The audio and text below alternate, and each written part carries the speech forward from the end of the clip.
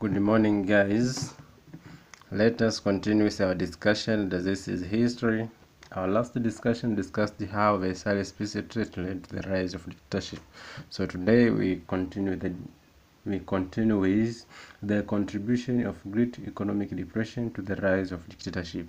The contribution of Great Economic Depression to the rise of dictatorship. So Great Economic Depression, because this was the fall of the world economy, which occurred from 1929 up to 1933, and this was after the impact of the First World War, which affected much the capitalist nation and other nations worldwide, something which led to the rise of this economic problem. So as to solve this problem, some countries, including Japan, Italy, and Germany, decided to adopt the dictatorship ideology.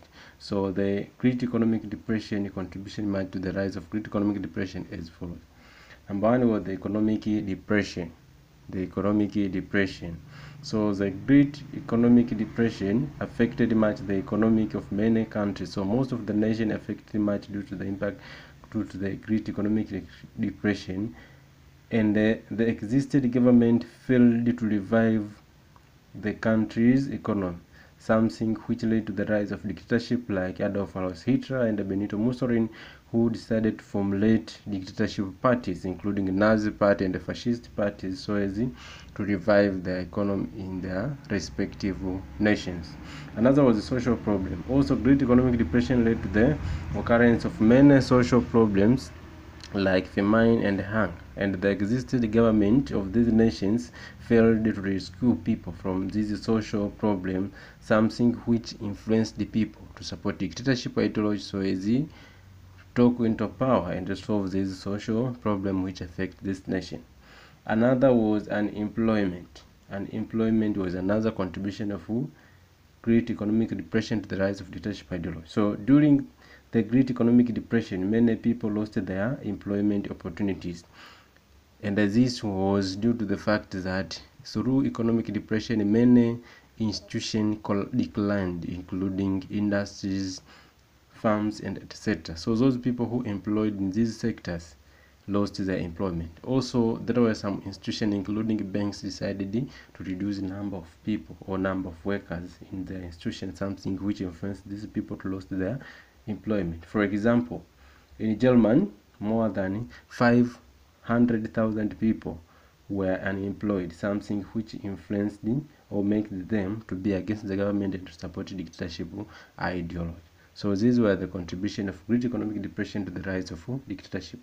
So after discussing this, let us discuss areas where fascism and Nazism spread.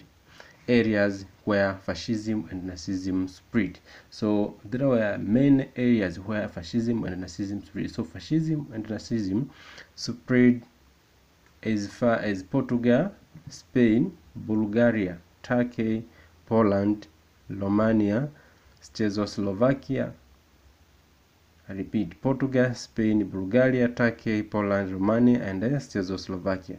So the leader of these countries adopted dictatorship policies because they believed that people could support them as Hitler and Mussolini, where they were supported to their nations. On top of that, these countries had the same situation like the First World War and the Great Economic Depression.